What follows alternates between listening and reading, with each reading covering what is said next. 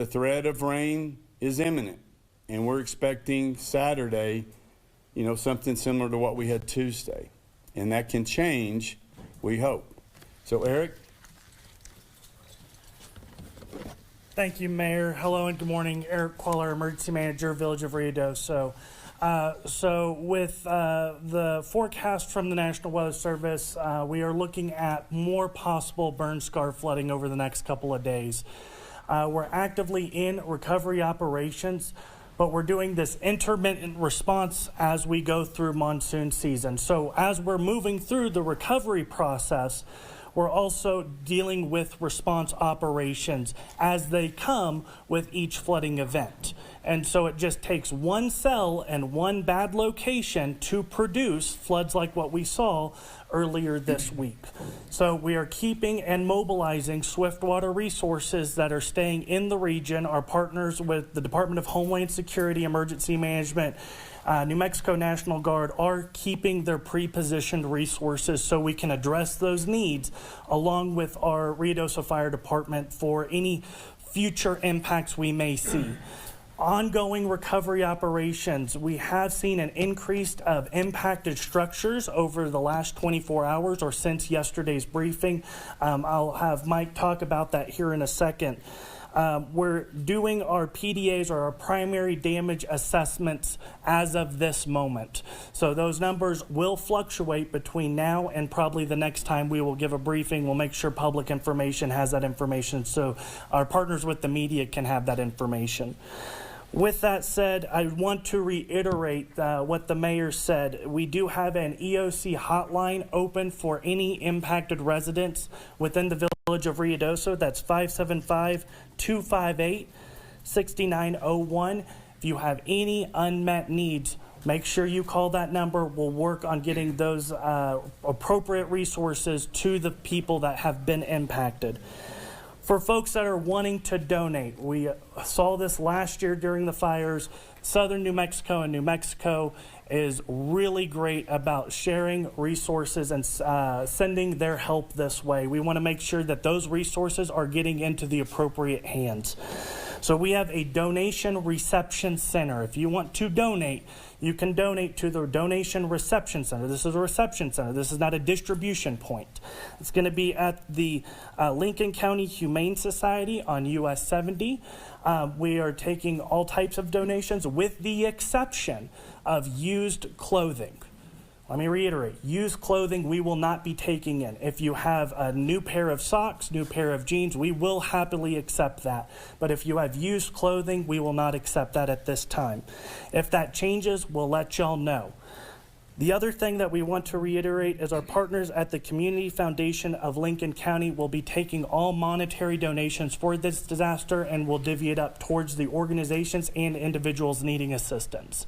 So again, the Foundation of Lincoln County, please push that money so we can get those out into the correct hands. So I want to turn it over to Mike to talk about the impacted structures at this time.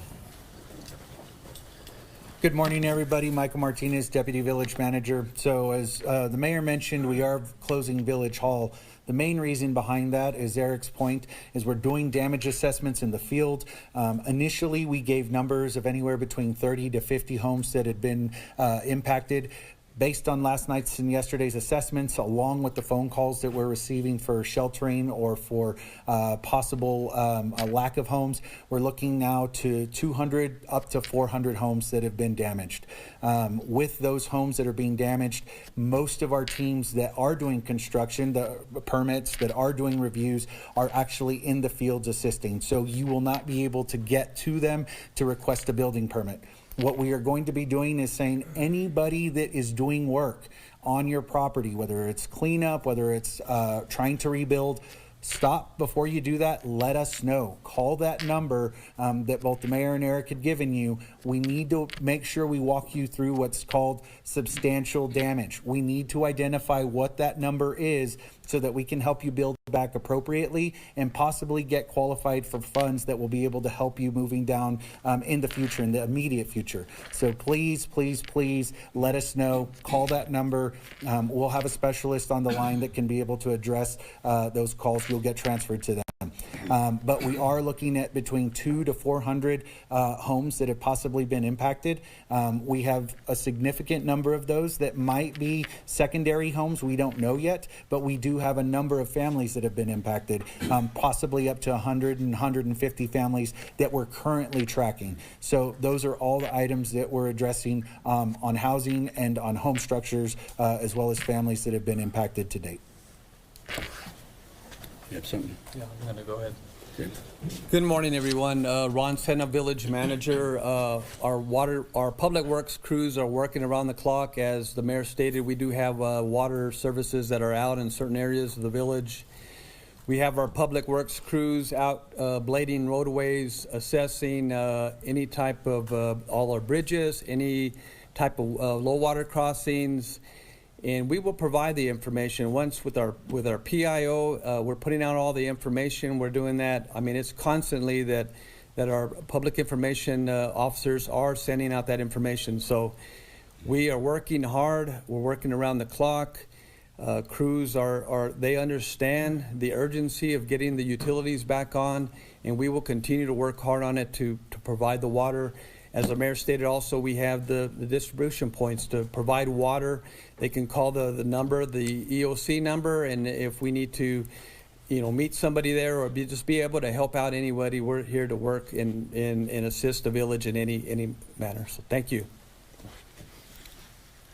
So I hope that people understand that while the village is still carrying on current operations, trash pickup, keeping the streets clean, answering the phones, providing water, that we have had a disaster, so a lot of those things have been impacted. So those same people are now in the field doing assessments, repair work. The folks that are at Village Hall that have regular jobs, whether it's in planning and zoning, looking at your construction needs, when you're going to start, those people are helping assess the folks that need a roof over their head. That we need the assessment on the damage, that we accumulate all of these expenses that we turn in for our declaration. Which last night the governor was here. She'll be here shortly. The Congresswoman Melanie Stansbury was here. We had long discussions. We reached out and spoke with Christy Nome, Secretary Nome of Homeland Security, on the funding that we had been promised before that we haven't been able to get access to. We were told that that funding was coming today. Also that the presidential declaration, they saw no hurdles with that should be signed for parts A and B. That changes everything. That opens up federal assistance. So we're working on those things as we speak. Who? Okay. So what we wanted to do was let you know where we're at. Things have changed. After yesterday, it became very apparent that there was a lot more damage than what we had assumed and what we thought in the beginning. And so those things have come in the door. We've had to take a setback to move forward. So we ask for your patience. If you're without water, please go to one of the areas that we mentioned before for potable water. We will have a lot more water any minute that's coming in, and later this day, we'll be standing up other resources. If you need a place to go, the community center is ready. In the village, we have the community center in the Downs is ready. Lutheran Church is ready. And we're standing these things up as we go, because before we thought that there were 30 to 40 homes impacted. The folks that were coming in for immediate help were few, and now then there's many. So it sounds like the one, the only, let me hang on just a minute.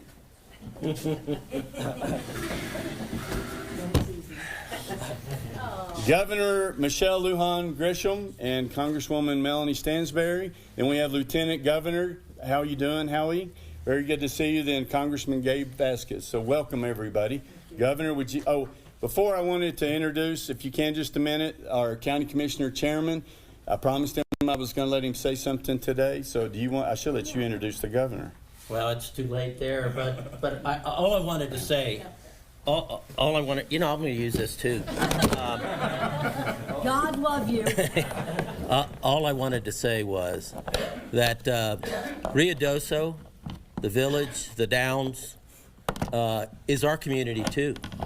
And it's inside the county. And there's been quite a bit of damage outside the confines of Ruidoso. This is an ongoing event, but you can see here that we've got all the county commissioners here. They're engaged. They're supporting hand in glove. the village and the Downs, and our sheriff is here as well. You know, that first night the sheriff called out every deputy he has, and we had over, I think, 20, 25 deputies assisting in the search and rescue of people during this disaster. So the county is here. We're going to continue to work with the mayor, and Jason Burns, our county manager, is here as well. We thank you for your support and your help going forward. And Madam Governor, I didn't disturb your platform there. Thank you. Thank you for being here. You got it. I was just happy that someone else was willing to stand up on a box to see. Use that in the future. Thank you. I'm actually going to start with that. To this community, maybe a couple of folks who were all suffering, and no one like the people who live here and their families. But smiles and a set of, that confidence that we're all going to get this done together goes a long way. And I think it really does continue to do what you're doing, which is lifting up this community and every single person who lives here, nearby, or even if you live in Santa Fe, and families who are here. And we depend on this community for so much of the benefits for the entire state. So that's number one.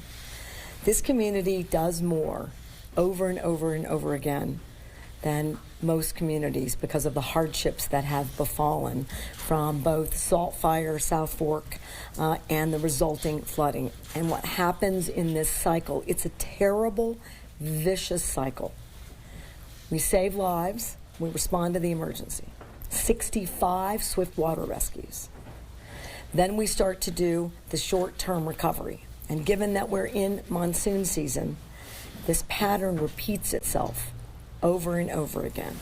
And you can lose hope in a pattern like that. The people of Rio Doso and the leadership here don't ever do that. So I have a three-part job here. One is to tell this entire community how sorry we are.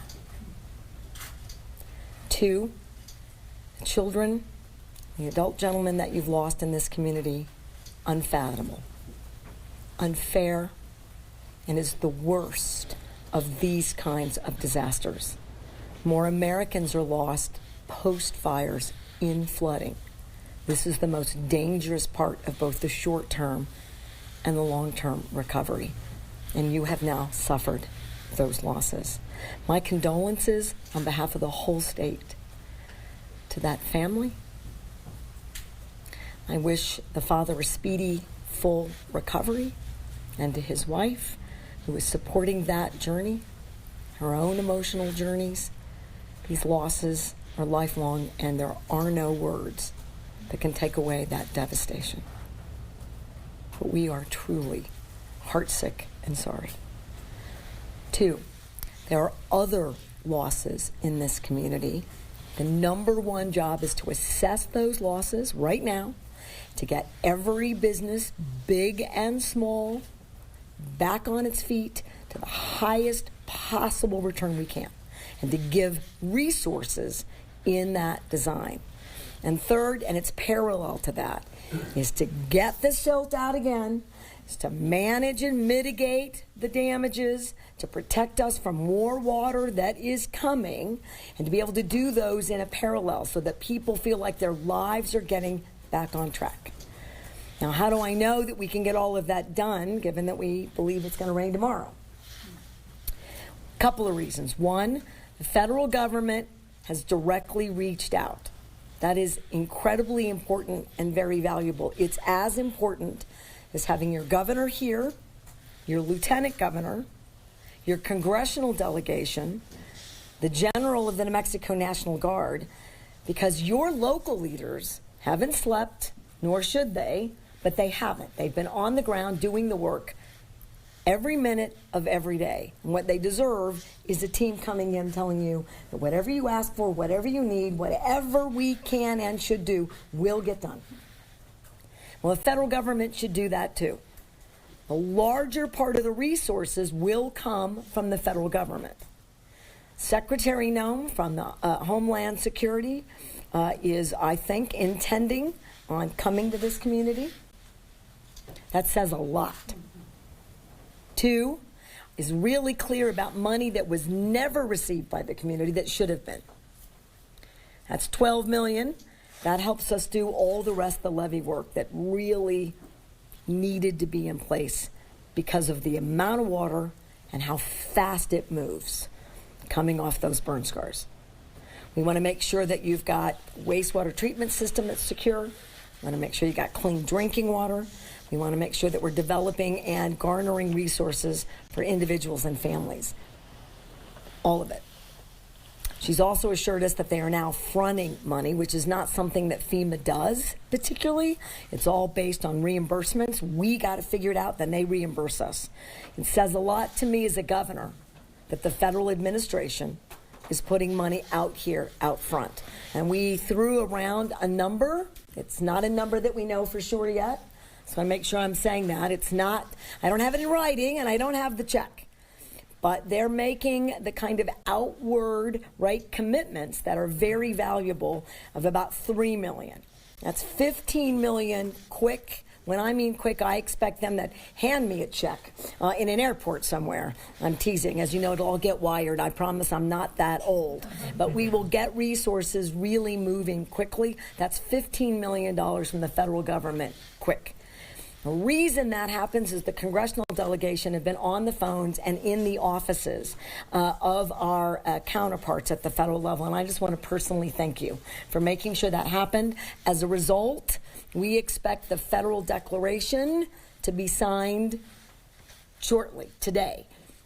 Until it's signed, we're all guessing, but all of those kinds of early, quick commitments certainly are telling about the intent of the federal government to declare a national emergency so that we get all the other resources that come to continue to help us today, tomorrow, and for whatever the weather brings over the next several days, weeks, and months ahead. The last thing I want to tell you is that I work with a lot of communities. And there isn't a community in New Mexico where New Mexicans are not resilient and incredibly strong. They're proud of who they are and where they live. They accept any of those kinds of risks, and they just literally, with positivity, power through. But in addition to that, which you have in spades here, you need local governments that can do the work. And not everyone is in a situation where that readily comes. Working with Mayor Crawford in particular, and working with your county and your first responders, your electeds and local officials. The contractors are here, the expertise is here, they have this emergency operations center. They are already, before we get on the ground from the state, assessing damages so that they can do the declaration. They have contracts in place. This team is a team I actually go to train other communities to respond to their disasters. That is not how it is.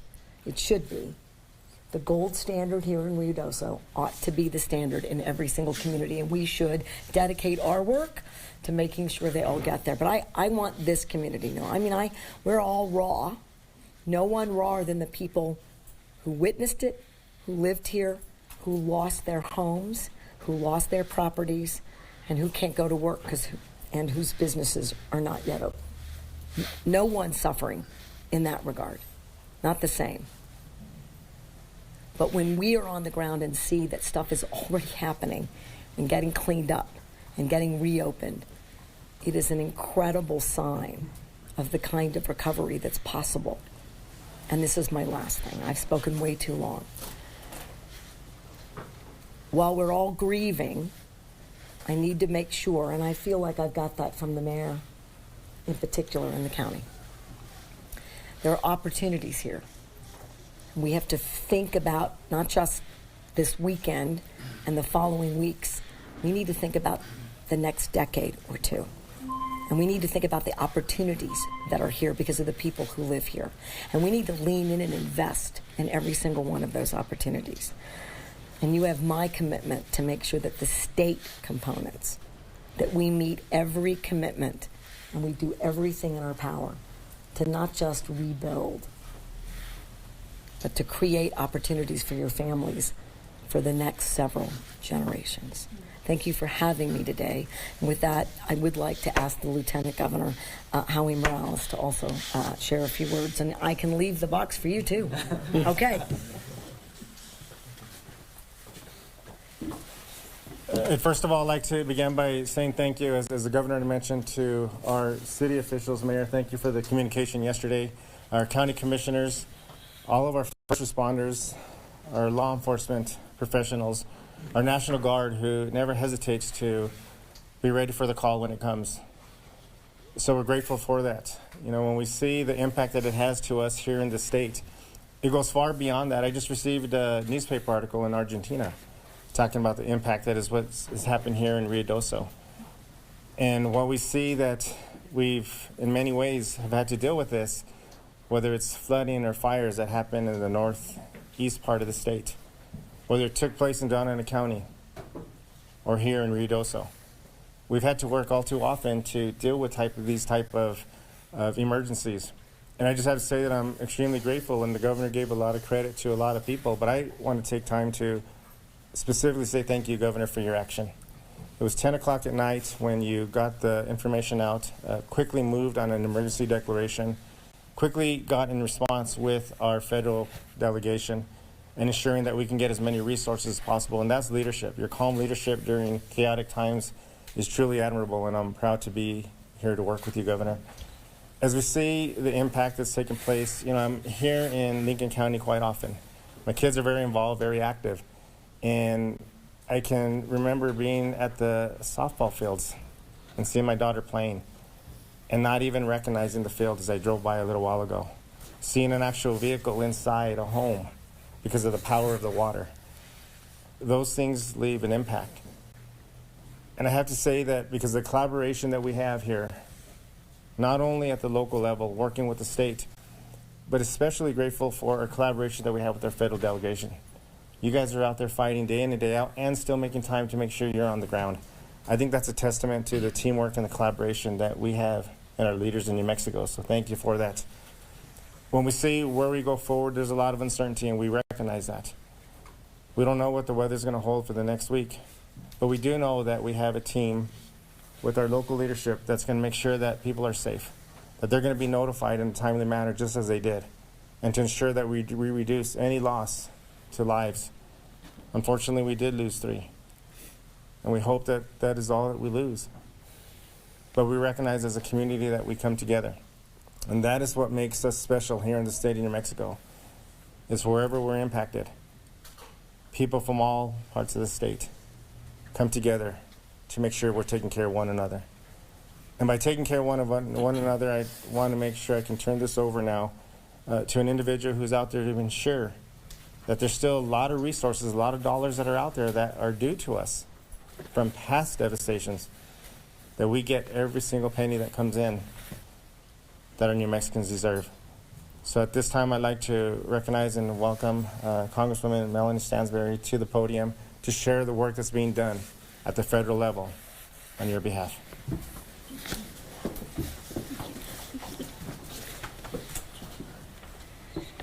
All right. Good morning, everyone. I'm Congresswoman Melanie Stansbury, and I represent New Mexico's 1st Congressional District that includes 10 counties, including all of Lincoln County and the village of Ruidoso. And I'm so honored to be joined by our governor, our lieutenant governor, city leadership, village leadership, as well as county leadership, and by my colleague, Gabe Vasquez, who traveled many thousands of miles to come here and be here for the community. Gabe's district, Representative Vasquez's district, includes much of Mescalero and Chavez and Otero County, and I have much of what's north on this side of the mountain. And as you can see, this is a unique experience in terms of the amazing way in which New Mexicans rally for our people. And I can tell you that what is happening here in Lincoln County in the emergency response and the long-term recovery is a testament to what it means to be a New Mexican. We are strong, we are resilient, we mobilize our communities, and we get out there and we help people. And that's who we are, that's what we do, and that's why we're here today. I want to say to the families who have lost their loved ones and who have lost their homes, it is unimaginable. Our hearts are breaking. For the gentleman in El Paso who is still in the hospital grieving his children who were lost, we cannot imagine the unfathomable grief that family is going through right now. So we want to extend our condolences as a state, as the leadership of our communities, to that family, to the family that lost their loved one as well here, who is a resident of Ruidoso, and to the families who've lost their homes. Just a couple of blocks down the road here on Gavilan Road, I spent the afternoon yesterday walking around a mobile home park, and I can tell you there are dozens of families who have lost absolutely everything. I met a family who literally their trailer had washed hundreds of yards down the stream bed, and everything in their home is decimated. They lost absolutely everything. There was nothing salvageable in their home. They didn't even know where they were going to sleep that night. They hadn't even figured it out yet.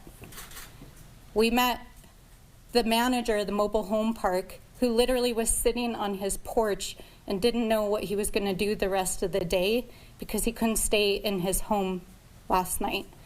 But he had woken up after his dog got washed down the river and found his dog sleeping on the porch, and had spent the day, even though he didn't know where he was going to sleep last night, on a front-end loader helping his neighbors undig.